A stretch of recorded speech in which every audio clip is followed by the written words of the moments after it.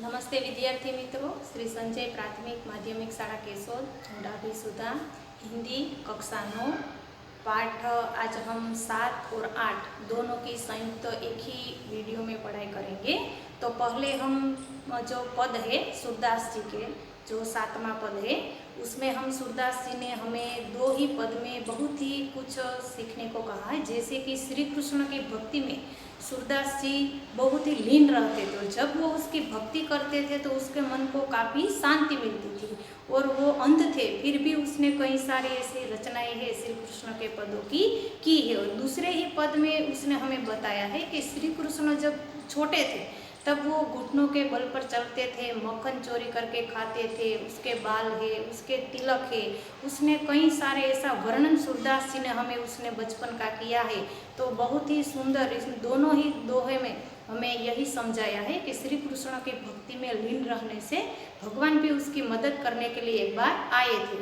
और दूसरा जो इसमें पाठ आएगा गुलमर्ग की खिड़की से एक रात, इसके लेखक है मोहन राकेश। तो लेखक एक बार वहाँ घूमने जाते हैं मगर पहली बार जाने से उसे वहाँ कुछ अच्छा नहीं लगता है। ये कश्मीर का एक शहर है गुलमर्ग, बहुत ही खूबसूरत है, प्राकृतिक वातावरण उसका एक अदृश्य जिसे हम कभी भूल नहीं सकते ऐसा उसका वातावरण है। तो लेखक को वो एक खिड़की से वो एक रात देखते हैं जब बिजली चमकती है, बारिश होती है और वो एक सपनों में खो जाते हैं और प्राकृतिक जो वातावरण है वो उसके मन में आ जाता है। और जब बारिश रुकती है तभी लेखक को ऐसा लगता है कि मेरा सपना है वो अधूरा रह गया है। मगर जो कश्मीर में खूब ही अच्छी तरह से कई सारे ऐसे शहर है जहाँ फूलों के कई ऐसे बगीचे हैं, लोग टहलने आते हैं, गोल्फ जैसी रमत है वहाँ खेली जाती है। तो लेखक ने इन सारी बातों को इन पाठ में हमें समझाने की कोशिश की है। तो बहुत ही खूबसूरत ये पाठ है। तो चलो अब हम इस पाठ को पढ़ते हैं। कक्षा 9 पद 7 सूरदास के पद। यह 2 पद है वो सूरदास जी ने लिखे हैं। उनका जन्म 1478 में और निधन 1573 में हुई है। महाकवि सूरदास जी का जन्म कुछ लोगों के मतानुसार दिल्ली के पास सीही नामक गांव में हुआ था। कई लोगों का मानना है कि इनका जन्म मथुरा के पास रुकना या रेणुका क्षेत्र में हुआ था। इनका जन्मांध होना ही विवादास्पद है। वल्लभाचार्य इनके गुरु थे। इनकी प्रेरणा से वे श्रीनाथ जी मंदिर में श्री कृष्ण लीलाओं से संबंधित पदों की रचना करते थे। ये कृष्ण के अनन्य भक्त थे। वात्सल्य एवं श्रृंगार रस के वर्णन में अद्वितीय है। प्रस्तुत पद में सूरदास जी की अनन्य भक्ति भावना का परिचय मिलता है। उनका मन सिवाय कृष्ण के कहीं और सुख नहीं पाता। जिन आँखों ने कमल के समान नयन वाले श्री कृष्ण का दर्शन कर लिया हो या किया है, बाल कृष्ण कर लिया हो, वे और देव की आराधना कैसे कर सकती है। आराध्य देव का गुणगान सूर ने किया है। दूसरे पद में भी कृष्ण का मनमोहक वर्णन किया है। बाल कृष्ण की चेष्टाओं के माध्यम से बालक कृष्ण का मनोरम्य वर्णन किया गया है। तो इसमें हमें सूरदास जी का परिचय दिया है। और सूरदास जी श्री कृष्ण के अनन्य भक्त थे। श्री कृष्ण की भक्ति ही उनके मन को शांति देती थी। यहाँ सूरदास जी के 2 पद दिए गए हैं। पहले ही पद में श्री कृष्ण के प्रति उनकी अनन्य निष्ठा के दर्शन होते हैं। दूसरे पद में घुटनों के बल चलते बाल कृष्ण की अनुपम छवि का वर्णन है। तो पहले हम उसके शब्दार्थ है वो देख लेते हैं। देखिए यहाँ पर कुछ उसके शब्दार्थ दिए गए हैं।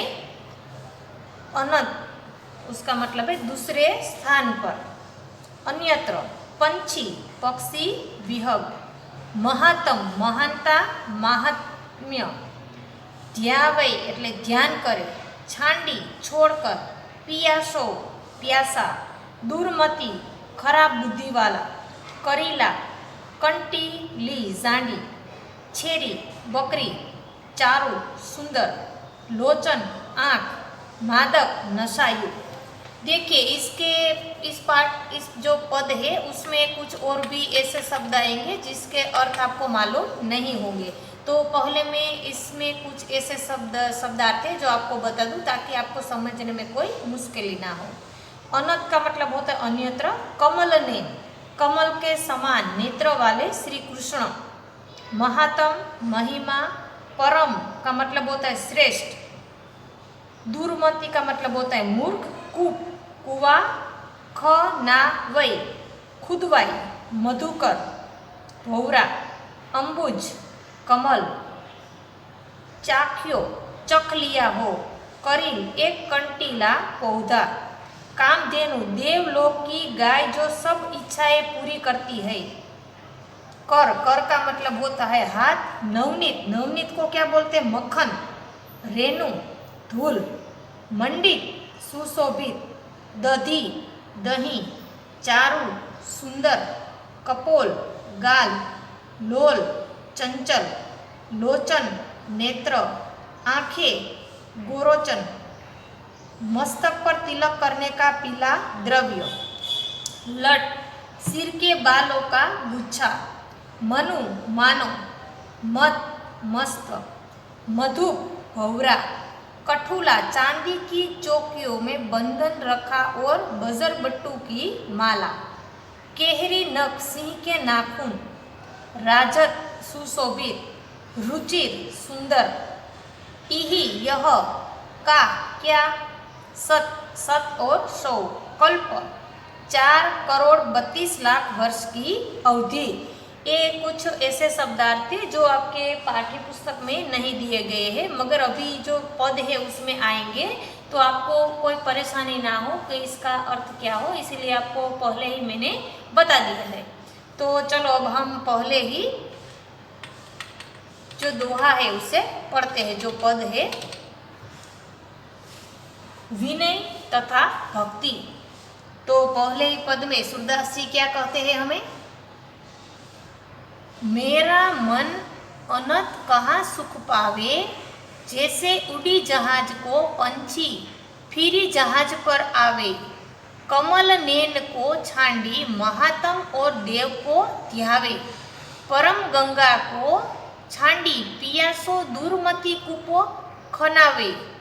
जीही मधुकर अंबुज रस चाखियो क्यों करिल फल भावे।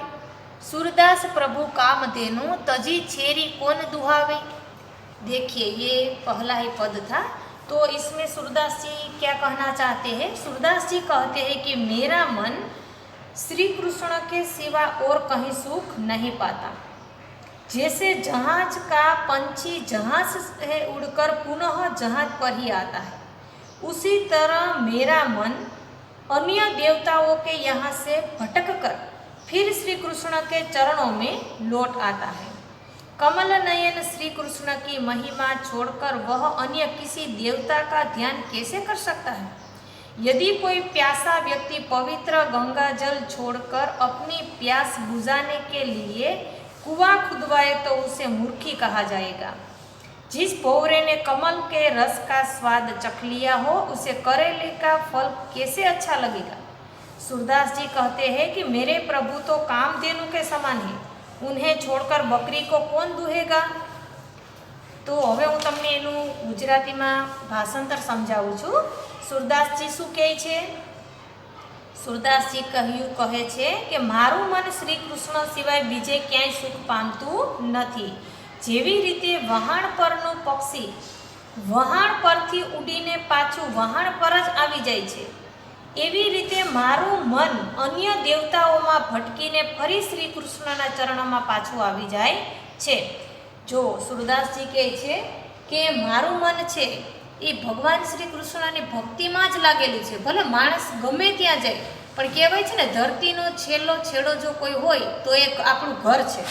એટલે सूरदासजी કહે છે કે હું ગમે ભગવાન પાસે જાઉં, પણ મારું અંતિમ મારા જે ભગવાન છે જેમાં મારું મન લાગેલું છે તો શ્રી કૃષ્ણ જ છે।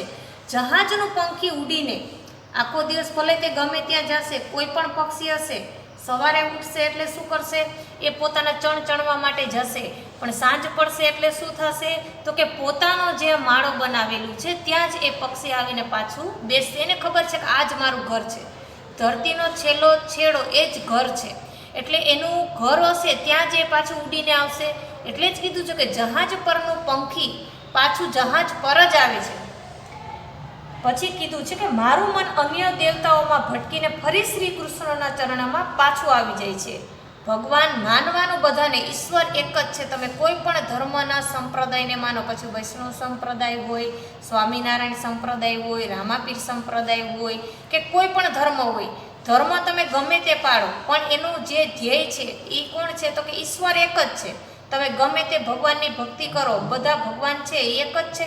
એટલા માટે હંમેશા થોડુંક ભગવાનની અંદર ધ્યાન ધરવું. ગમે તે ભગવાન તમને પસંદ હોય, વહાલા હોય, એની તમે ભક્તિ કરો. ભગવાનની ભક્તિ કરશો તો જ તમને ફાયદો થશે. શ્રી કૃષ્ણનો મહિમા છોડીને બીજે કોઈ દેવતાનું ધ્યાન કેવી રીતે ધરી શકાય?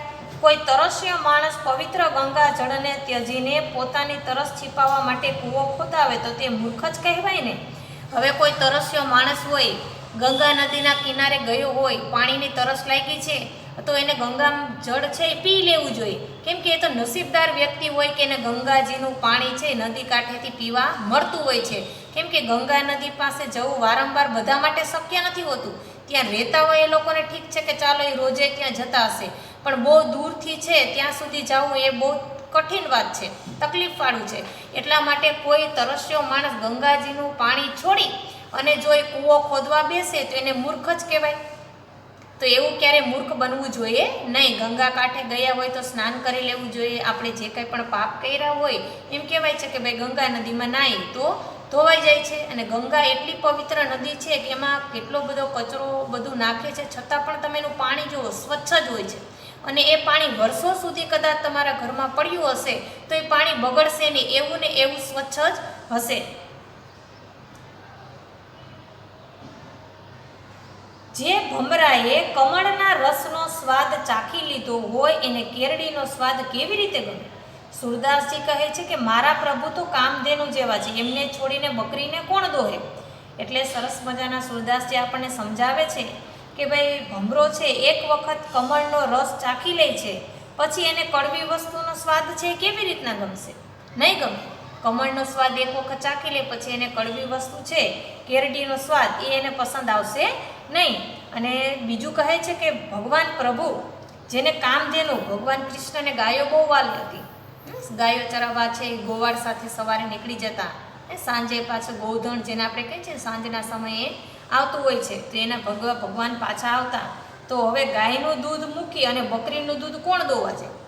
બરાબર છે. ભગવાનને તો ગાયો ખૂબ વાલી હતી કે એની વાંસળી ભગવાન જ્યારે વગાડતા ત્યારે આજુબાજુના જે ગાયો છે, બીજા પ્રાણીઓ છે, ભગવાનની વાંસળી સાંભળવા પોતે ત્યાં બધા આવી જતા. કેમ કે એનો વાંસળીનો સૂર જ એટલો સુંદર હતો કે આજે પણ આપણે ઘણી વખત સાંભળતા હોય તો આપણું મન છે એમાં તલ્લીન થઈ જતું હોય છે.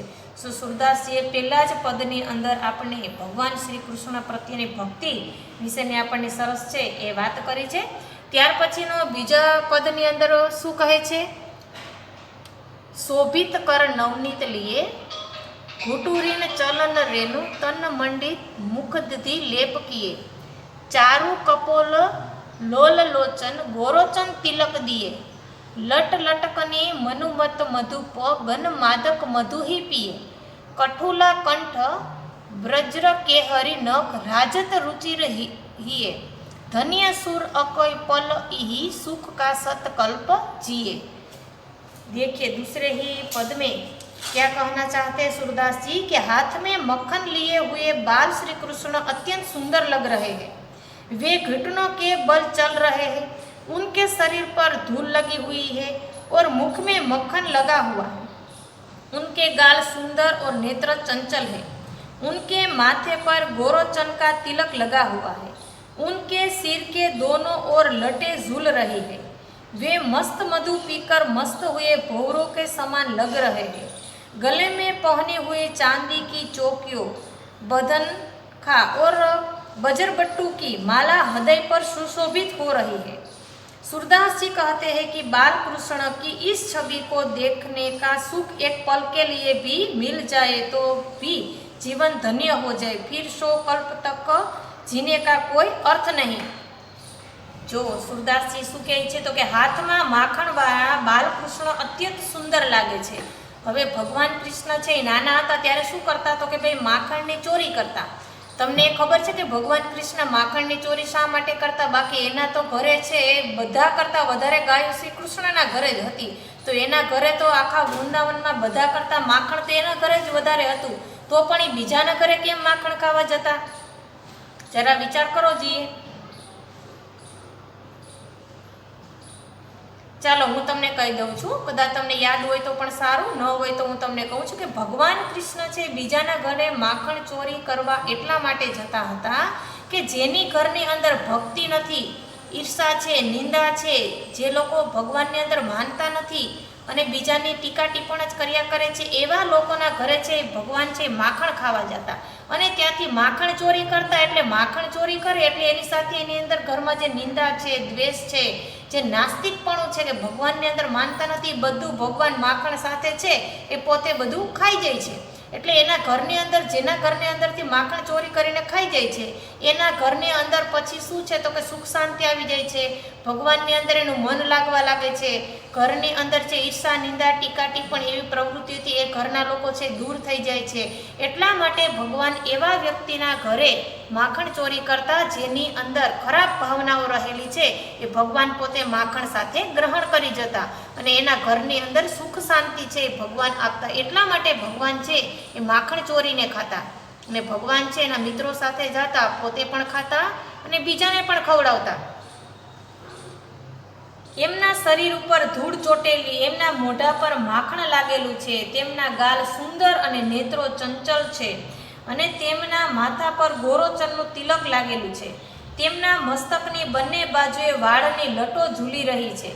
તેઓ મસ્ત મદ પીને મસ્ત થયેલા ભમરા સમાન દેખાય છે.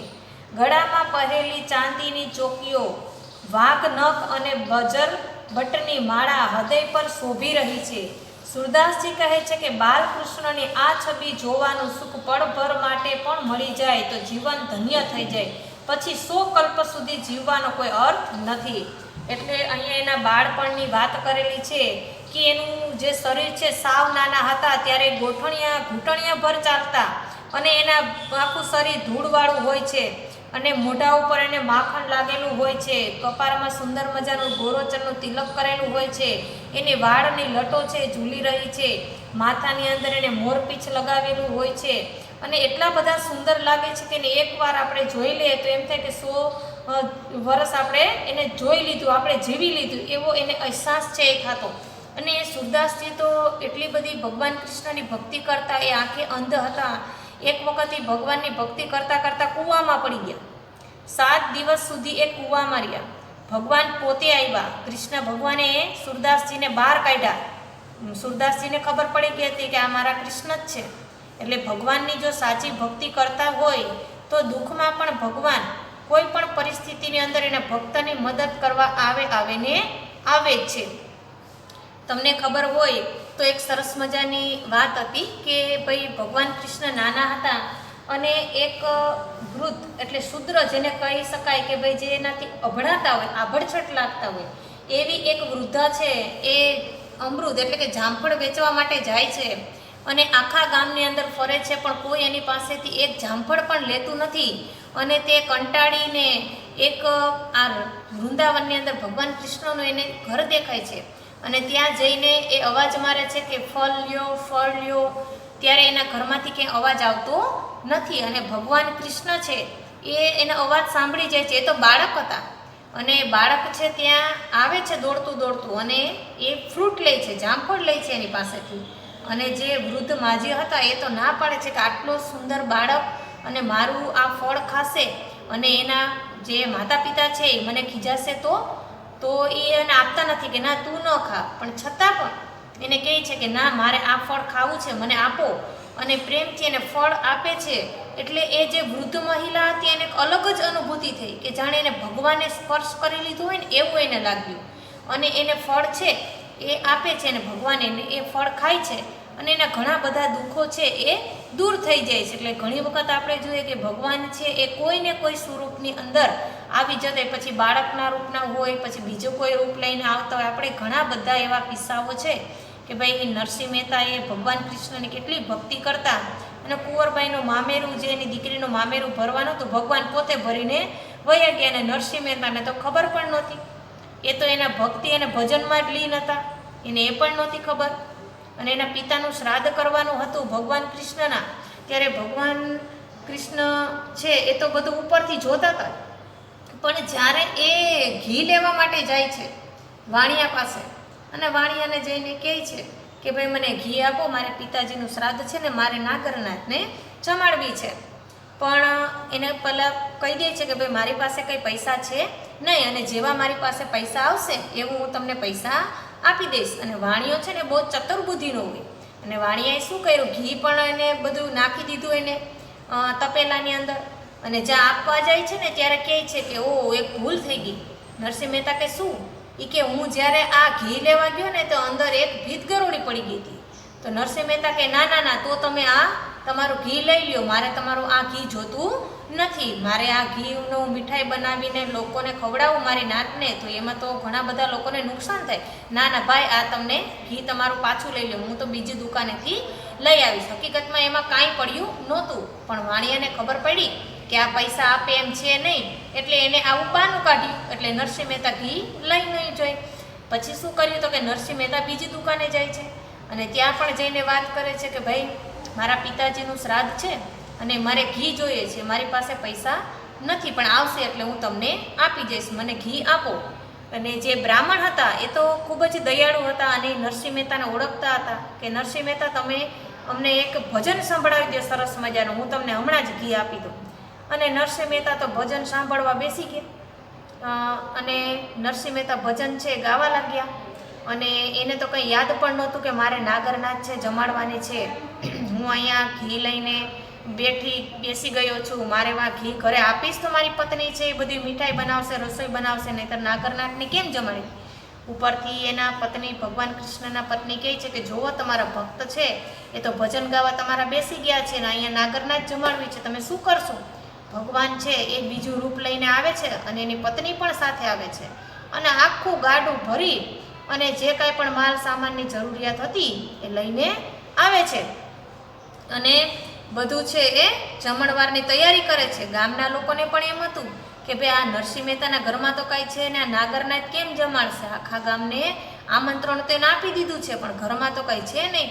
અને નરસિંહ મહેતા છે એ ભગવાનનું જે હતું રૂપ એ ભગવાને લઈ લીધું, નરસિંહ મહેતાનું રૂપ, અને આખું ગાડું ભરી અને સામાન લઈને આવ્યા એ એના પત્ની, અને ઘરે બધો સામાન છે એ રાખી દે છે, અને સાથે ઘરે જઈ અને રસોઈને બધી બનાવે છે. અને ગામના લોકો તો એક છોકરાને જોવા મોકલે કે જાઓ તમે જોવો તો ખરી, હમણાં જમવાનો સમય થઈ જશે, ત્યાં કંઈ જમવાનું કંઈ વ્યવસ્થા છે કે હજી કંઈ થયું જ નથી. એક બાળક દોડતો દોડતો જાય છે, અને એટલી સરસ સુગંધ આવતી હોય છે ત્યાં કે જઈને તરત કહે છે કે ત્યાં તો એવી સુગંધ રસોઈની આવે છે કે એવી સુગંધ મેં આજ સુધી ક્યારેય જોઈ જ નથી. અને તરત બધાને એમ થયું કે ઓહો એટલું સરસ ભોજન બને છે. ભગવાન પોતે ભગવાનના પત્ની બનાવતા હતા, અને સુંદર મજાની રસોઈ બનાવી, અને ઘરે છે એ બધાય સરસ મજાનો જમણવાર કર્યો. નરસિંહ મહેતા તો હજી ત્યાં ભજન જ કરતા હતા, એને તો ખબર જ નથી. ભગવાન પોતે આવીને બધું કાર્ય કરતા હતા.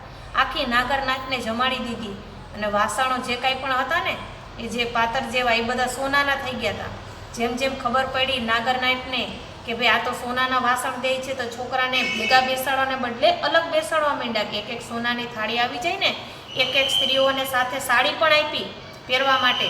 આખી નાગરનાથ તો ખુશ થઈ ગઈ.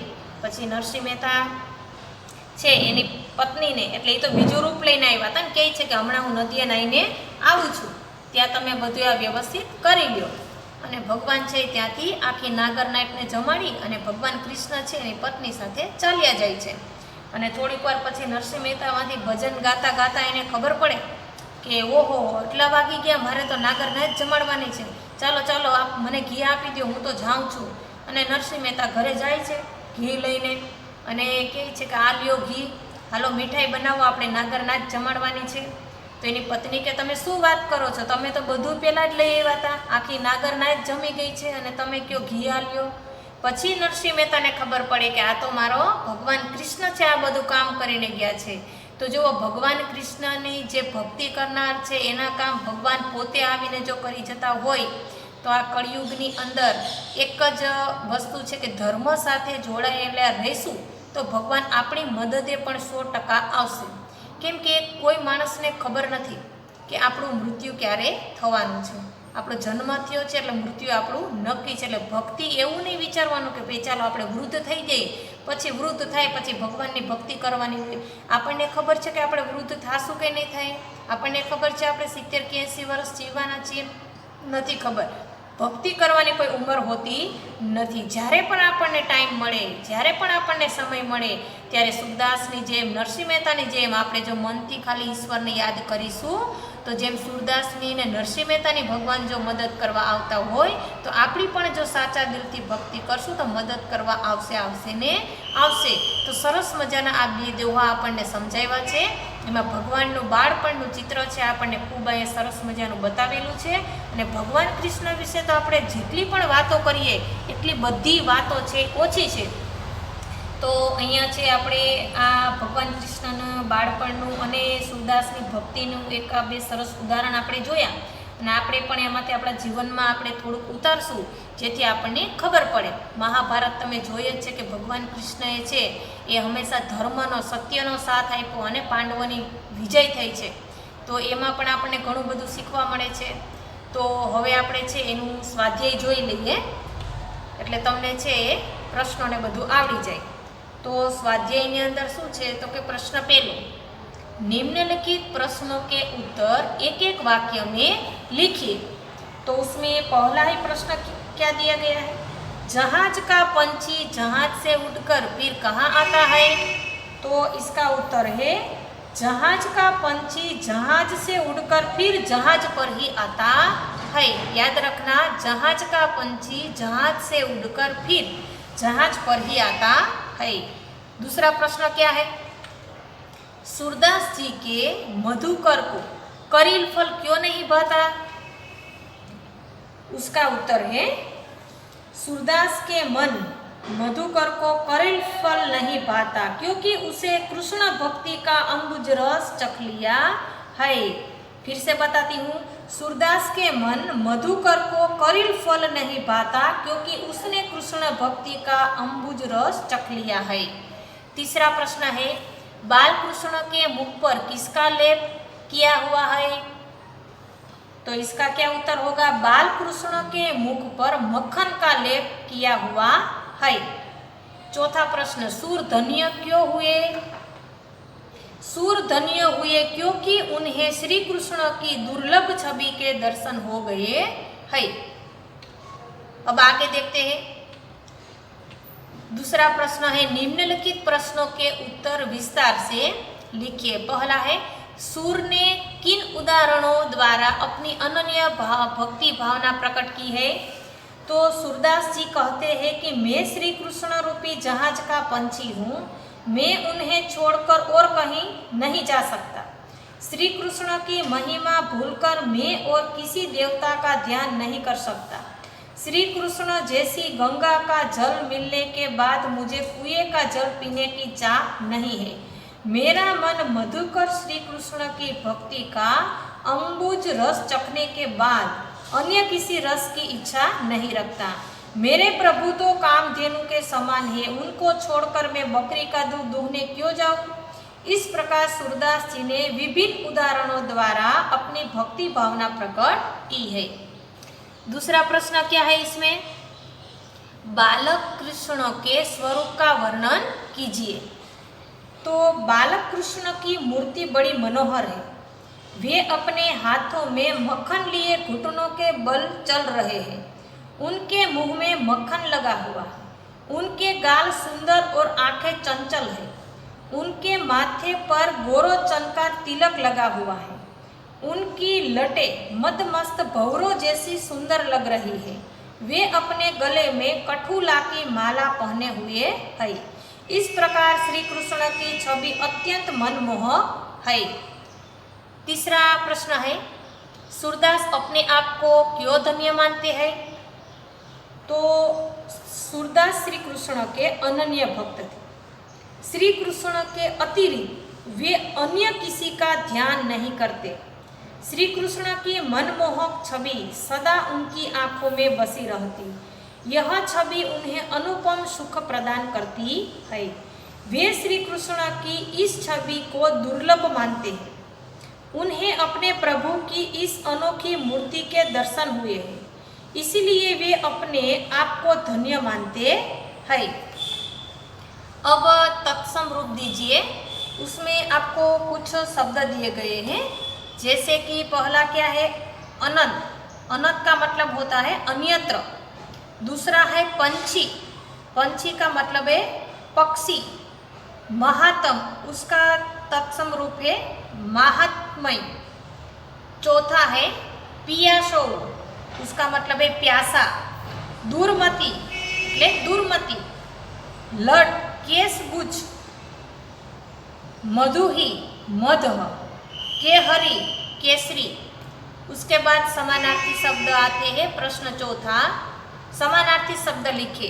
तो मैं यहाँ पर आपको बताती हूँ समानार्थी शब्द। पहला है पक्षी।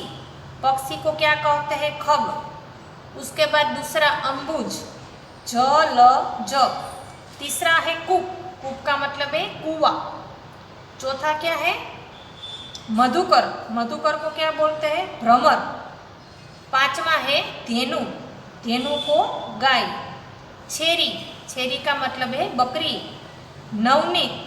नवनीत मानो मक्खन।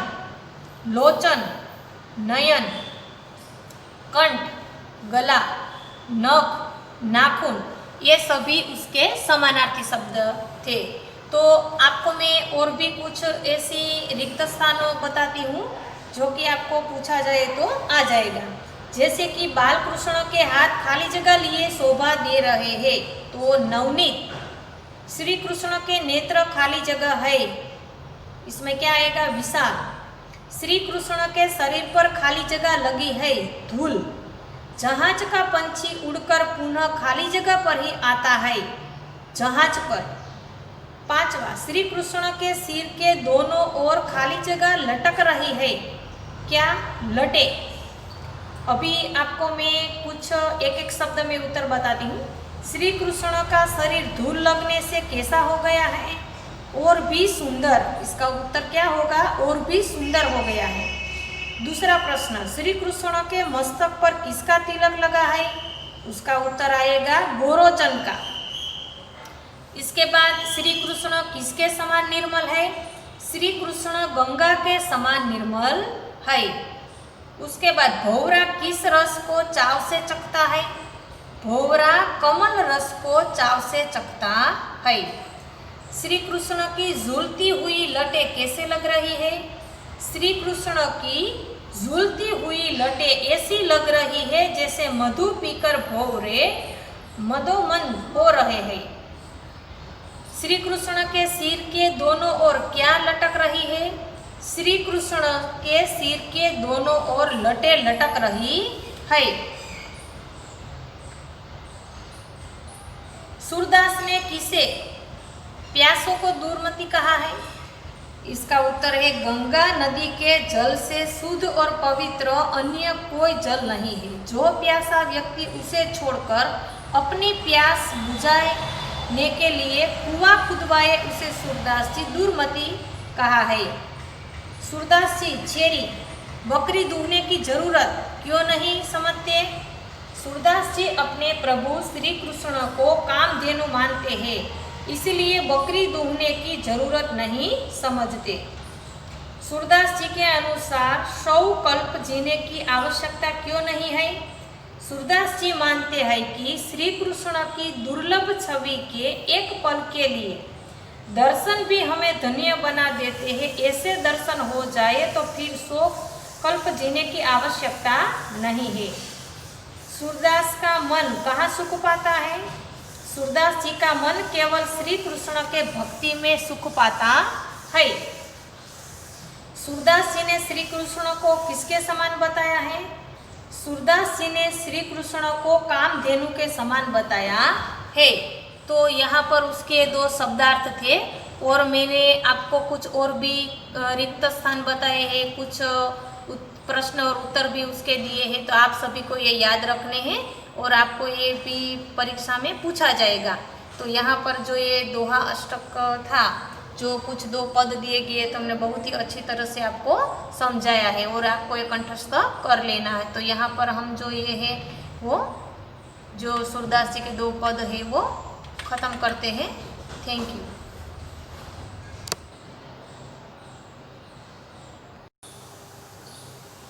नमस्ते विद्यार्थी मित्रों, कक्षा 9 पाठ 8 गुलमर्ग की खिड़की से एक रात।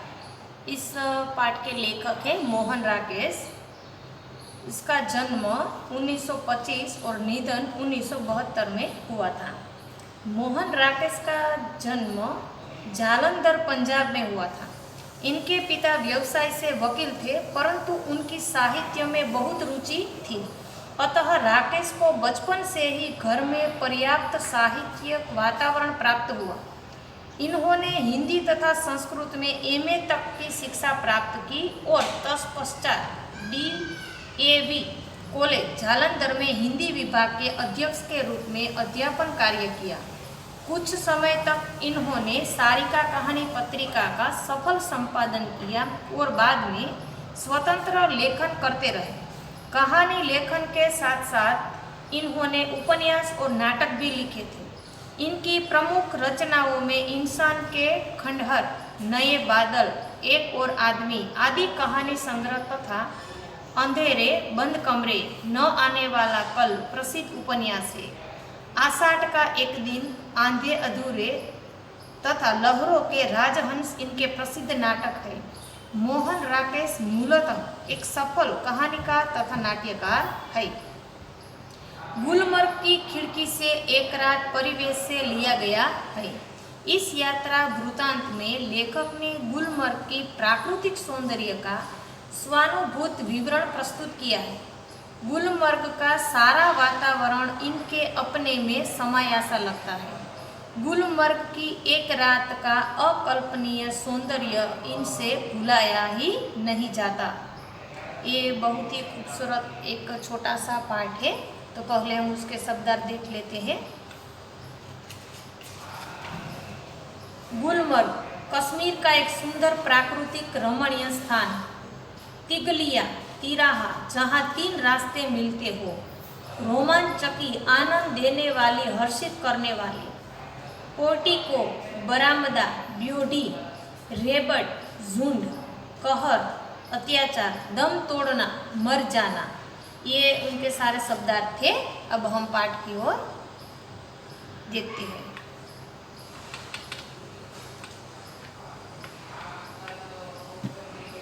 कुछ जगह होती है जिन्हें आंखें एक बार देखती है तो चौंक उठती है, फिर धीरे धीरे परिचित होकर उदासीन हो जाती है। गुलमर्ग एक ऐसी जगह नहीं है। उदासीन मतलब अनमाना। એટલે લેખક કહે છે કે કેટલીક જગ્યાઓ હોય છે જેને આંખો એક વખત જોવે છે તો આંખોને નવાઈ લાગે છે, પછી ધીરે ધીરે તે જગ્યા પરિચિત થઈને અજાણી થઈ જાય છે। ગુલમર્ગ એવી જગ્યા નથી। ઘણા સ્થળો એવા હોય છે કે આપણે એક વખત જોયા પછી આપણે એને ભૂલી નથી શકતા। જેમ કે કાશ્મીર છે, જેને આપણે ભારતનું સ્વર્ગ કહેવામાં આવે છે। જે હાલ આપણે જોઈએ કે ભારત અને પાકિસ્તાન વચ્ચે જે ઝઘડાઓ છે એ થઈ રહ્યા છે, એ કાશ્મીર માટે જ થઈ રહ્યા છે। તો કાશ્મીર એક એટલું સુંદર એક સ્થળ છે કે ત્યાંનું પ્રાકૃતિક વાતાવરણ જ એટલું સુંદર છે કે જેમ લેખકને એટલું બધું પસંદ આવી ગયું છે, આપણે ટીવીમાં અને ફિલ્મોમાં વારંવાર જોતા જ હોઈએ છીએ। તો ત્યાંનો જે ગુલમર્ગ એક છે એ ત્યાંની જ એક જગ્યા છે। એટલે લેખક છે એક વખત ત્યાં ગયેલા હતા, પણ એ જે દિવસ છે, જે એટલા સમય રોકાયા અને એનું વાતાવરણનો જે અનુભવ કર્યો એ લેખક ક્યારેય ભૂલી જ નથી શક્યા। એ બધું વર્ણન છે એને આ પાઠની અંદર કરેલું છે। मैं जब पहली बार गुलमर्ग गया तो मुझे वहाँ कुछ भी असाधारण नहीं लगा। एक खुला सपाट मैदान, देवदारों के घने झुरमुट और बस तब मैं घंटे भर में सारा गुलमर्ग देख आया था। लेखक कहे छे कि हूँ ज्यारे पहली वखत गुलमर्ग गयो त्यारे मने कोई आकर्षण लाग्યું न હતું। ત્યાં ફક્ત એક ખુલ્લું મેદાન અને દેવદારના વૃક્ષોનો સમૂહ હતો। 1 કલાકમાં હું ગુલમર્ગ જોઈ અને આવ્યો હતો। પહેલી વખત લેખક જ્યારે ગયા ત્યારે લેખકને બહુ આકર્ષણ ન લાગ્યું હતું, બસ એક ખુલ્લું મેદાન જ એને લાગ્યું હતું ને 1 કલાકમાં તે જોઈને આવી ગયા હતા। मगर बाद में महीनों वहाँ रहने पर एहसास हुआ कि पहली बार तो क्या, बाद में भी कभी उस स्थान को पूरा नहीं देख पाया, उसे पूरा कभी देखा ही नहीं जा सकता। शायद यही कारण है कि गुलमर्ग में रहकर वहाँ के साथ व्यक्ति की आत्मीयता, आत्मीय का मतलब होता है अपनापन, धीरे धीरे इतनी गहरी हो जाती है कि वह अपने को भी उस सपाट मैदान के एक हिस्से के रूप में ही देखने लगता है। कांपती तितलियों, उठते बादल और बर्फ से चमकती पहाड़ियों की तरह दूसरी ओर वह पूरा विस्तार जिसमें वह स्वयं भी रहता है उसे अपने में समाया सा लगता है। सूर्योदय और सूर्यास्त दोनों संध्याएं, घना कोहरा, पीली धूप और सब कुछ इसलिए जब व्यक्ति गुलमर्ग से चलता है तो एहसास होता है अपने से ही बिछुड़ने का, अपने उस रूप से जो कि इतना परिचित होते हुए भी सदा अपरिचित बना रह जाता है। लेखक कहे छे परंतु पछी केटलाक महीने त्यां रह्यो पछी मने अहसास थयो के पहली बार तो शुं पछी पण गुलमर्गने पूर्ण रीते जोई न शक्यो। कदाच आज कारण हशे के गुलमर्गमां रहीने व्यक्ति ની લાગણી ધીરે ધીરે પોતાની તરફ અને ખેંચી લાવે છે। તેમને લાગવા માંડ્યું કે તેઓ પણ ત્યાંના સપાટ મેદાનનો એક ભાગ છે। ઉડતા પતંગિયા, વાદળો, બરફથી ચમકતા પર્વતો, બીજી તરફ એક જગ્યાએ જ્યાં લેખક પોતે રહે છે, ત્યાંનો સૂર્યોદય અને સૂર્યાસ્ત બંને સંધ્યાઓ, પીળી ધૂપ, ત્યાંના પ્રાકૃતિક દ્રશ્યો તેમને પોતાનામાં સમાયેલા લાગવા માંડ્યા। લેખક કહે છે કે ગુલમર્ગમાં રહ્યા પછી જ્યારે વ્યક્તિ ત્યાંથી વિદાય થાય છે ત્યારે તેને પોતે પોતાનાથી વિખૂટો પડતો હોય એવું એને લાગે છે। गुलमर्ग में सपने फूल बनकर उगते हैं, हरियाली के आर पार लाल लाल छतों के ऊपर आकाश में आंख मुग्न होकर देखती है और फूलों में नए नए रंग भर जाते हैं। वातावरण में नई नई कोंपलें फूट आती है। हर क्षण एक नए अनुभव, नए रोमांच की सृष्टि होती है। बादलों के पोर्टिको के नीचे लोग बाहें फैलाए घास पर बैठे हैं। दूर दूर तक सैलानियों की पंक्तियाँ घोड़े दौड़ाती नजर आती है। रंगों के कुछ बिंदु हरियाली के पट पर जहाँ तहाँ छिटके हैं। सहसा प्रकाश से नन्ही नन्ही पारदर्शक बूंदें पड़ने लगती है। रंगीन बिंदुओं का पूरा विस्तार एक बार सिहर जाता है और अपने को समेटने लगता है। हरियाली का सपना कुहासे के फूल में बदल जाता है। मैदान सुरमई आभा ओढ़ लेता है। अब चारों तरफ धुंध ही धुंध है और बेबस होकर फैली पगडंडियों की पतली पतली नरम बाहें। जब तक बादल बरसेगा बाहें फैली रहेगी ऐसी ही कोमल, विस्मृत और निढाल। लेखक कहे छे कि गुलमर्गमां सपना फूल बनीने उगे छे। गुलमर्गनी प्राकृतिक शोभा कंईक अलग ज छे। गुलमर्गमां भरपूर हरियाળી छे। नीचे લીલુંછમ ઘાસ છે, લાલ લાલ છતની ઉપર હરિયાળી છે અને ઊંચા ઊંચા વૃક્ષોને લીધે આકાશ પણ લીલુંછમ દેખાય છે। હરિયાળીની વચ્ચે અવનવા રંગોના ફૂલો ખૂબ જ સુંદર લાગે છે। દરેક ક્ષણે એક નવો અનુભવ થાય છે અને નવા રોમાંચનું સર્જન કરે છે। લોકો લીલા ઘાસ પર બેસવાનો આનંદ લે છે, પર્યટકો ઘોડેસવારીની મજા માણે છે। સાંજ થતાં ગુલમર્ગમાં બરફ વરસવાનું શરૂ થઈ જાય છે। ઘાસ પર બેઠેલા ભાત ભાતના વસ્ત્રો પહેરેલા લોકો ઉઠીને ચાલવા માંડે છે। હરિયાળી ધુમ્મસથી ઘેરાઈ જાય છે। મેદાન ઉપર અંધારું છવાઈ જાય છે।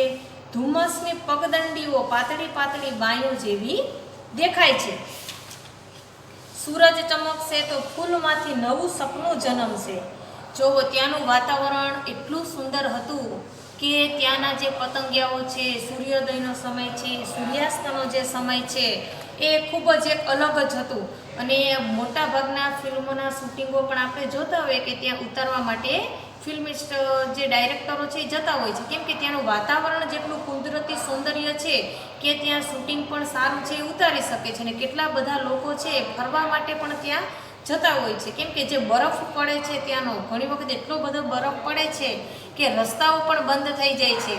એ બરફ છે પાંદડા ઉપર પડે છે તો એટલા સુંદર એનું વાતાવરણ આખું એક અલગ લાગે છે, જે અદ્ભુત છે, એને આપણે વર્ણવી ન શકીએ. અલગ અલગ પ્રકારના નવા નવા વસ્ત્રો પહેરી અને લોકો બગીચાની અંદર ફરવા આવે છે, બગીચા ઉપર બેસે છે, બાળકો હિંચકા ખાય છે, અમુક લોકો ઘોડે સવારી કરે છે અને બધા છે ખૂબ જ ગુલમર્ગનો છે એ શહેરનો આનંદ છે લોકો લેતા હોય છે. પણ જ્યારે બરફ વરસવાનું શરૂ થાય છે એટલે લોકો છે ઉઠી અને પોતાના ઘર તરફ જવા લાગે છે. પણ ધુમ્મસમાં જે પગદંડીઓ પાતળી પાતળી છે એ જે દેખાય છે એનો નજારો છે એ કંઈક અલગ જ પ્રકારનો છે અને જે લોકોને જોવો ખૂબ જ ગમે છે. सूरज चमकेगा तो फूल में नया सपना जन्मेगा, आकाश में बादलों के नन्हे नन्हे द्वीप इधर उधर भटकते फिरेंगे, भेड़ों और बकरियों के खेड पगडंडियों पर टक जाएंगे, दिन तब रात की प्रतीक्षा करता प्रतीत होगा, रात आएगी तो सब कुछ खामोश हो जाएगा, मैदान की वह खामोशी में भी जो दिन के समय इतनी वाचाल हो जाती है. લેખક કહે છે સૂરજ ચમકશે તો ફૂલમાંથી નવું સપનું જન્મશે, આકાશમાં વાદળ વિહરતા નજરે પડે છે, બકરા ઘેટાના ટોળામાંથી પગદંડીઓ છવાઈ જાય છે, રાતની શાંતિ કોલાહલમાં બદલાઈ જાય છે. રાત થાય છે એટલે એકદમ શાંતિવાળું વાતાવરણ થઈ જાય છે અને સવારે સૂરજ ઉગે છે એટલે સુંદર જે કુદરતી વાતાવરણ છે એ આપણે નજરે જોઈ શકીએ છીએ અને ક્યારે આપણે ભૂલી શકતા નથી. એટલું ત્યાંનું સૌંદર્ય છે એ ખૂબ જ સરસ છે. गुलमर्ग की वह रात मुझे कभी नहीं भूलेगी, मैं होटल की खिड़की में खड़ा था, दूर बहुत दूर सामने से एक बरसती घटा मेरी तरफ बढ़ती आ रही थी, मैं प्रतीक्षा कर रहा था कि कब वह मुझ तक पहुँचे और मुझे अपने में लपेट ले. बरसती घटा में घिर जाने से बड़ा सुख मैंने बहुत कम जाना है. घटा ऊपर से घिर आए और व्यक्ति को छोटा करके उस पर छा जाए, यह इससे अलग स्थित है. इस बार आती हुई घटा का हर संकेत मेरे सामने था और मैं उसके बराबर का होकर अपनी खिड़की में खड़ा उसे बुला रहा था कि आ आ आ. मैं तुझसे कमज़ोर नहीं हूँ. हवा तेज थी मगर घटा तेज सी नहीं बढ़ रही थी. हालांकि तूफान बहुत उठा हुआ था, बार बार जोर की गरज होती थी जिससे धरती और आकाश की सिराएं कांप जाती थी. बार बार सामने के चित्रपट पर बिजली कौंधती थी और प्रकाश का वह भयानक विस्फोट हर चीज को नंगा कर जाता था. मैं खुश था कि थोड़ी देर में ये बूंदें मेरे ऊपर बरसेगी, बिजलियों का यह कहर मेरे ऊपर टूटेगा. मैं बाहें फैलाकर सामने से उसे अपने ऊपर लेने के लिए तैयार था. લેખક કહે છે કે ગુલમર્ગની તે રાત હું ક્યારેય નહીં ભૂલી શકું કે એક રાતે લેખક છે એ હોટલની બારી પાસે ઊભા હતા. દૂર સામેથી વરસાદની એક ઘટા તેમના તરફ આવી રહી હતી. લેખક ઈચ્છતા હતા કે તે ઘટા તેમની પાસે આવે અને તેમને લપેટી લે, એટલે કે તેને ચોંટી જાય. હવા તોફાની હતી અને વાદળોની ગર્જના પણ વીજળી સાથે ચમકી રહી હતી. લેખક વરસાદી ઘટાનો આનંદ લેવા ઈચ્છતા હતા, પરંતુ તોફાન શમી ગયું અને લેખકની ઈચ્છા અધૂરી રહી ગઈ. હવે સુંદર મજાની એક રાતનું વર્ણન લેખક કરે છે કે સુંદર મજાનો વરસાદ આવે એવું વાતાવરણ થઈ ગયું છે, વીજળીઓ ચમકે છે અને લેખકને એમ થાય છે કે આ વીજળી આગળ મારી પાસે આવશે, હું વરસાદમાં હમણાં જઈને પલળીશ. અને બધાને પહેલો વરસાદ આવે એટલે તમે જુઓ છો કે બાળકો છે એ પણ નાહવા તરત જાય છે કે પહેલાં વરસાદમાં નાહવાથી શરીર સારું રહે છે અને નાના મોટા બધા લોકો છે પ્રથમ વરસાદની મજા લે છે. બધા ખૂબ જ ખુશીથી નાચે છે, ગાય છે, વરસાદમાં પલળે છે. એ મજા પણ આખી અલગ જ હોય છે અને લેખકને પણ એવો અનુભવ થાય છે કે હું પણ આ વરસાદ સાથે છે એ વરસાદમાં પલળીશ, અને એની જે હવા છે, એનો જે પવન છે, જે વરસાદ ગરજવાનો જે અવાજ છે, એની ગર્જના છે, વીજળીના ચમકારા છે, એ લેખકના કાનની અંદર છે એ આવ્યા જ કરે છે. પરંતુ જ્યારે વરસાદ રહી ગયો એટલે કે શાંત થઈ ગયો ત્યારે લેખકની છે ઈચ્છા બધી જે હતી અધૂરી રહી ગઈ. લેખક એક સપનું જ જોતા હતા કે કેટલું સુંદર વાતાવરણ છે, હમણાં મારી પાસે આવશે, હમણાં હું પરણીશ, એવા વિચારો લેખક કરતા હતા. પણ વરસાદ રહી ગયો એટલે લેખકની જે બધી ઈચ્છા હતી કેવી રહી ગઈ તો કે અધૂરી રહી ગઈ. आगे देखते हैं। मगर अचानक हवा रुक गई, बढ़ता हुआ तूफान जहाँ का तहाँ ठिठक गया और दूरी ही पर कटे पक्षी की तरह दम तोड़ने लगा। दम तोड़ने का मतलब होता है मर जाना। बिजली की सांसें रुकने लगी और मेरी भी, क्योंकि हवा के रुक जाने से मुझे भी बहुत ऊंचे आसमान से नीचे आना पड़ा था। तूफान का जोम, जोम का मतलब होता है जोर, उतर गया और उसके साथ ही मेरा भी। मैं उसके बराबर का कभी नहीं हो सका। લેખક કહે છે પણ અચાનક હવા રોકાઈ ગઈ, વધતું તોફાન જ્યાંનું ત્યાં જ રોકાઈ ગયું, કંપાયેલ પક્ષીની જેમ મરવા લાગ્યું, વીજળીની શ્વાસ પણ રોકાવા લાગ્યું, હવા પણ રોકાઈ ગઈ, એટલે મારે આકાશમાં વિચારોમાંથી હું નીચે આવવું પડ્યું. તુફાનનું જોર ઉતરી ગયું, હું તેને બરાબરનો ક્યારેય ન થઈ શક્યો. લેખક છે એ આકાશમાં ઉડતા હતા, એવા સપના જોતા હતા, પણ જેવો વરસાદ રહી જાય છે, બંધ થઈ જાય છે, એટલે લેખકનું જે તુફાન છે એ શું થાય છે, થમી જાય છે, ને આકાશમાં જે વિચારોમાં જે ખોવાયેલા હતા એ પાછા પૃથ્વી પર આવી જાય છે કે ઓહ, આ તો વરસાદ રહી ગયો છે, હવે હું ક્યાં છું, તો કે ભાઈ હું તે કંઈ બારી પાસે ઊભેલો છું. લેખક છે કલ્પના કરે છે, વરસાદ છે એ સુંદર મજાનો આવતો હતો અને લેખક છે એ વરસાદની કલ્પના કરી અને એના સપનામાં એ ખોવાઈ જાય છે અને કેવા કેવા સપના જોવે છે અને આકાશમાં વિચારવા લાગે છે. પણ વરસાદ થમી જતાં લેખકનું સપનું કેવું છે એ અધૂરું રહી જાય છે. वे ऐसे क्षण थे जो जीवन में दो एक बार ही आते हैं। गुलमर्ग में रहते हुए ऐसे क्षण हर किसी के जीवन में किसी न किसी रूप में अवश्य आते होंगे, तभी तो मुद्दत तक वहाँ रह चुकने पर भी कोई आकर्षण व्यक्ति को फिर खींचकर वहाँ ले जाता है, वरना वहाँ है क्या, एक खुला सपाट मैदान जहाँ ज़्यादा गोल्फ खेली जा सकती है। व्यक्ति क्यों बार बार वहाँ जाना चाहता है, क्यों गोल्फ खेलने के लिए ही। લેખક કહે છે કે આ એક એવો પલ હતું કે જેમાં જીવનમાં દરેક વ્યક્તિને એક બે વખત આવતું જ હોય છે. ગુલમર્ગમાં રહેતા હોય એવા પલ એટલે કે પળ કંઈકના જીવનમાં કંઈક ને કંઈક આવે જ છે. લેખક કહે છે કે ગુલમર્ગનું કોઈને કોઈ આકર્ષણ લોકોને ત્યાં ખેંચી લાવે છે. ત્યાં એક ખુલ્લું મેદાન જ છે, ત્યાં વધારે ગોલ્ફ એક રમત છે, ત્યાં રમી શકાય છે, કેમ કે ગોલ્ફ છે એ ખુલ્લા મેદાનમાં રમવાની રમત છે. વ્યક્તિ ત્યાં શું કામ વારંવાર જવા માટે લલચાય છે, શું ગોલ્ફ રમવા માટે? લેખક કહે છે કે ભાઈ દરેક વ્યક્તિના જીવનની અંદર કોઈક ને કોઈક એવો પ્રસંગ કે બનાવ બનેલો જ હોય છે કે વ્યક્તિ એને ક્યારેય ભૂલી નથી શકતો.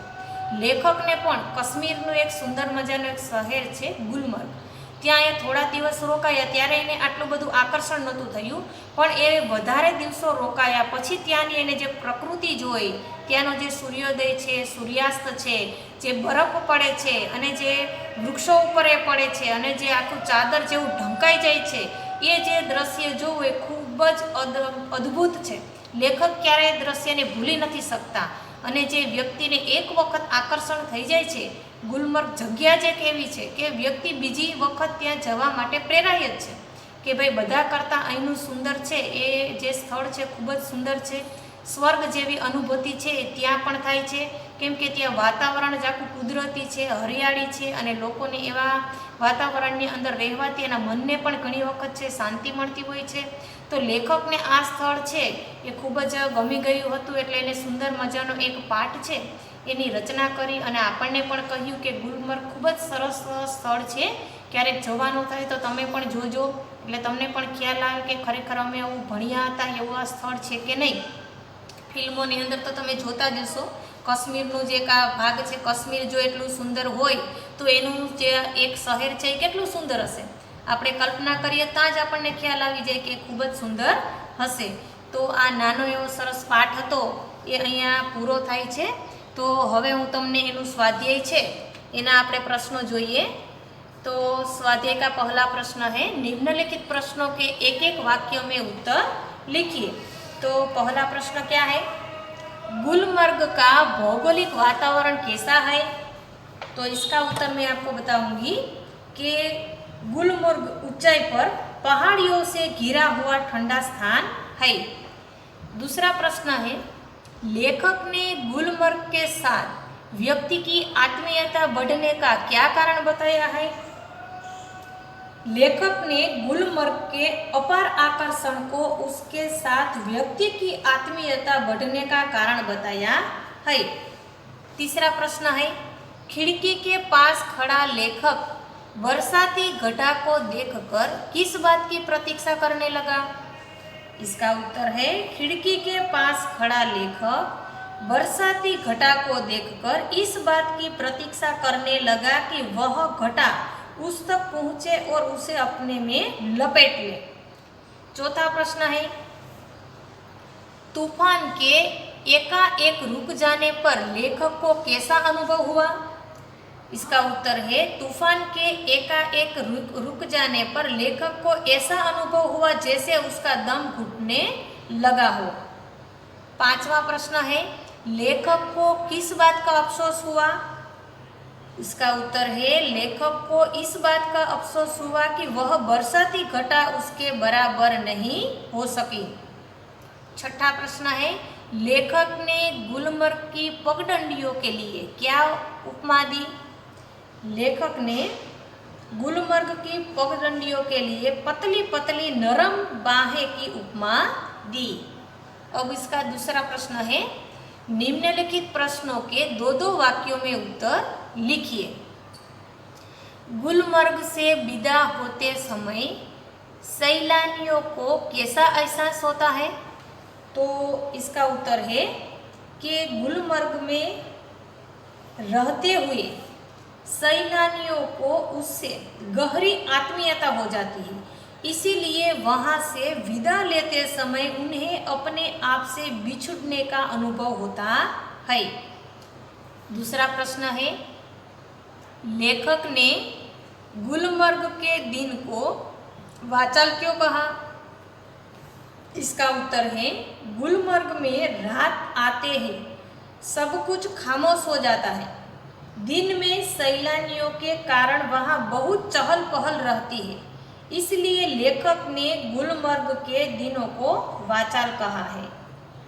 तीसरा प्रश्न है, सैलानी कब और क्यों सिहर जाते हैं? इसका उत्तर है, सैलानी बर्फबारी होने पर अत्यंत ठंडक के कारण सिहर जाते हैं। चौथा प्रश्न, लेखक की प्रतीक्षा असफल क्यों हुई? इसका उत्तर है, लेखक तूफानी हवा के साथ आ ही रही बरसती घटा से घिर जाने की प्रतीक्षा कर रहा था, लेकिन तूफान रुक जाने से उस तक नहीं पहुंची, इसीलिए लेखक की प्रतीक्षा असफल हुई। तीसरा प्रश्न है, निम्नलिखित प्रश्नों के 5-6 वाक्यों में उत्तर लिखिए। पहला प्रश्न है, लेखक ऐसा क्यों कहता है कि गुलमर्ग को कभी पूरा देखी नहीं जा सकता? देखिए, इसका उत्तर है, गुलमर्ग में रहकर वहाँ के साथ व्यक्ति की आत्मीयता बहुत गहरी हो जाती है, यहाँ तक कि व्यक्ति अपने आप को वहाँ के सपाट मैदान का एक हिस्सा समझने लगता है।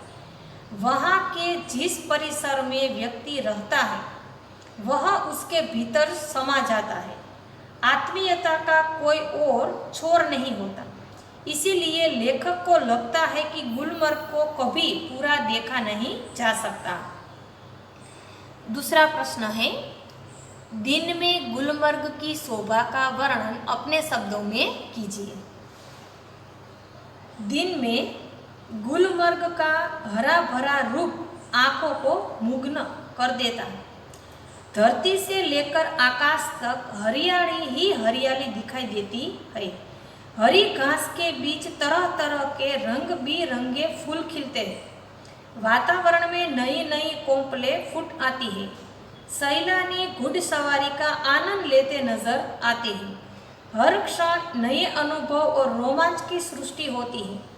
आकाश में बादलों के नन्हे नन्हे द्वीप तैरते दिखाई देते हैं। पगडंडियां भेड़ बकरियों के रेवड़ों में ढंक जाती है। इस तरह दिन में गुलमर्ग की शोभा देखने लायक होती है।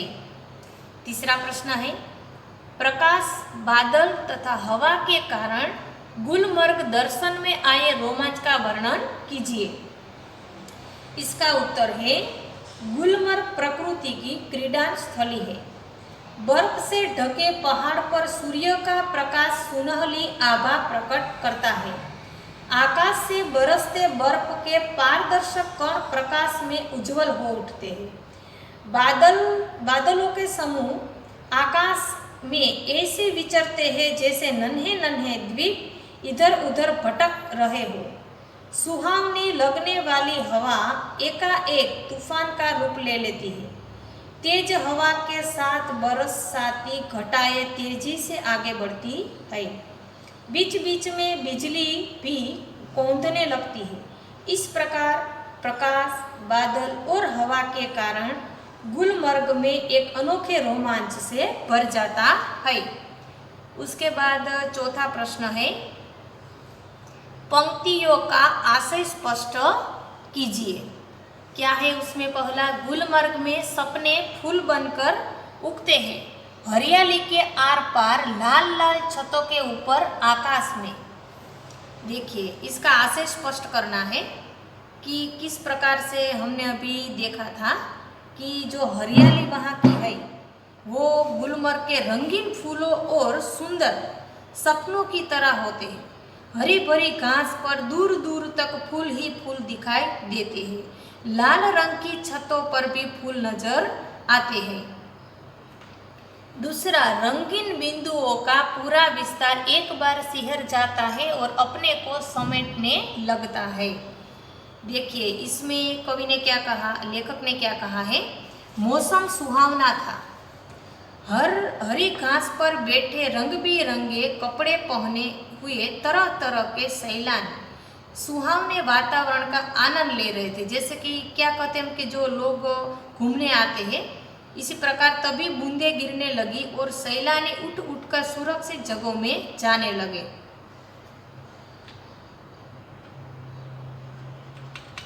हरियाली का पांचवा प्रश्न, हरियाली का सपना कुहासे से फूल में बदल जाता है। यह दृश्य किसका समय है?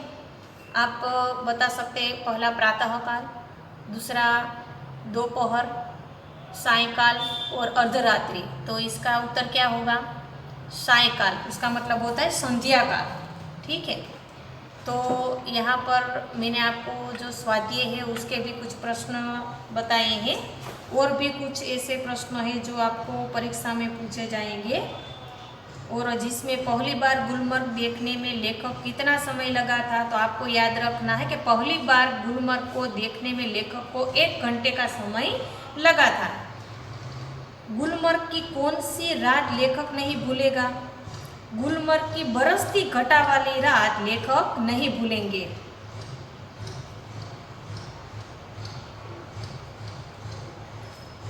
कुछ आपको ऐसे भी पूछे जाएंगे रिक्त स्थान, जैसे कि गुलमर्ग में सपने खाली जगह बनकर उगते हैं। तो इसका उत्तर है फूल बनकर उगते हैं। सूरज चमकेगा तो फूल में से नया खाली जगह जन्मेगा। क्या जन्मेगा? सपना जन्मेगा। गुलमर्ग में व्यक्ति सिर्फ खाली जगह खेलने ही नहीं जाता। क्या? गोल्फ। गुलमर्ग एक खाली जगह सपाट मैदान है, खुला। खाली जगह पर शाम से ही कोहरा छाने लगता है। क्या आएगा इसमें? पहाड़ों। लेखक को पहली बार गुलमर्ग की यात्रा कैसी लगी? तो पहली बार उसको साधारण लगी। दूसरा प्रश्न, ऊंचे ऊंचे वृक्षों के कारण लेखक को आकाश कैसा लगता है?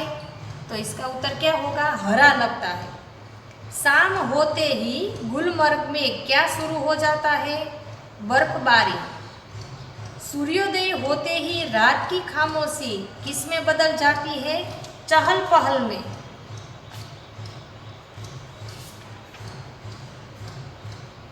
और कुछ ऐसे शब्द समूह भी आएंगे जैसे कि जहाँ तीन रास्ते मिलते हो उसे क्या कहते हैं? तिराहा। हर्षित कराने वाली उसे क्या कहेंगे? रोमांचक। अपनी ओर खींचने वाला उसे कहेंगे आकर्षक। जिसकी कल्पना न की जा सके उसे क्या कहेंगे? अकल्पनीय। और आपको इसमें कुछ और भी व्याकरण भी कुछ दिया गया है, जैसे पर्यायवाची शब्द है एहसास, तो उसका होता है अनुभव। मुग्ध, मोहित, बेबस, असहाय। द्वीप, टापू। वाचाल का मतलब है मुखर। सहसा, अचानक। कुहासा, कोहरा। खेड, झुंड। कहर, अत्याचार। आत्मीयता, अपनापन। ठिठकना, रुकना। झोम, जोर। और कुछ संधि विग्रह भी दिया गया है, जैसे कि प्रतीक्षा का है प्रतिवता इच्छा। वातावरण, वातवता आवरण। यद्यपि, यदिवता अपि। सर्वोत्तम, सर्ववत्ता उत्तम।